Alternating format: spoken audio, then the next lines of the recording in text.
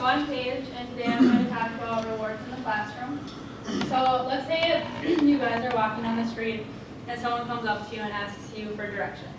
Now, most of you would probably help them out either way, but with a show of hands, how many of you would be more likely to help them if they handed you a $20 bill when they asked? That's what I thought. I would too. This is an example of how using rewards can provide an outcome that you desire. Within the teaching program, it's been an ongoing controversial issue between researchers whether or not using rewards can provide intrinsic motivation or self-determination in students. Now, although I don't recommend you pay your students to do well, it's the same idea. Some researchers and theorists say that can have a negative effect, but it's inevitable that students are constantly searching for an incentive to do well in classes.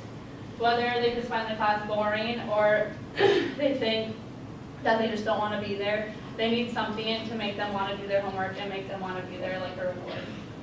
Many researchers also say that operant conditioning can play a positive role in class, but what is operant conditioning? Behaviorist and psychologist B.F. Skinner came up with this idea. Part of this is positive reinforcement, which is where you provide a reward to get an outcome you want. In the article Skinner, Operant Conditioning, it states that positive reinforcement strengthens a behavior by providing a consequence an individual finds rewarding.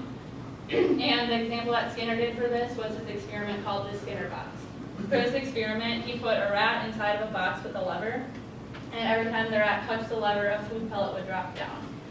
After a period of time, the rat found a correlation between touching the lever and being fed, which led to the continuous behavior that Skinner wanted of the rat touching the lever. The same can be done for students. If a teacher provides a reward to you, you're more likely to do your homework if they're going to give you candy or a gold star or even a good grade for doing it. And the key to doing this is making sure that teachers distribute the rewards properly.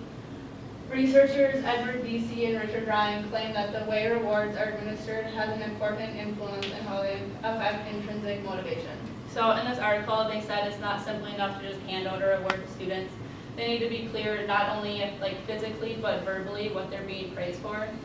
So for example, if I'm up here lecturing and I reward one of you for listening, but I don't clarify why you're being rewarded, for what I know, you guys could be texting under the desk and you might think you're being rewarded for being distracted. So an example to avoid this would be to say thank you for listening and being quiet while I spoke, and the student will be clear on what they're being praised for. Teachers also need to be sure to limit the rewards. They shouldn't be handing them out all the time. They should do it randomly so students don't expect to get a reward every day.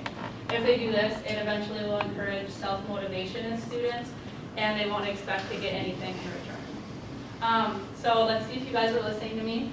Can any of you tell me the animal that Skinner used in his experiment for operant conditioning? Molly? A rat. Yes, that is correct. So you can have some candy. Have a piece or two. Thank you for listening. Can anyone tell me what the reward was that the rat got when it touched the lever? Yes. So, overall, I think that using positive reinforcement and rewards in the classroom, even just a simple good job, or if you want to do a physical or tangible reward like candy or a gold star, I think it will provide intrinsic motivation and self-motivation in students to do well. So, thank you guys for listening, and you can all have a piece of candy for listening to me.